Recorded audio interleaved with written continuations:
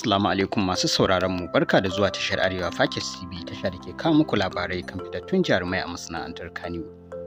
Ku danna mana subscribe da kuma alamar ƙararrawa domin samun sabbin shirye-shiryenmu idan mun ɗaura.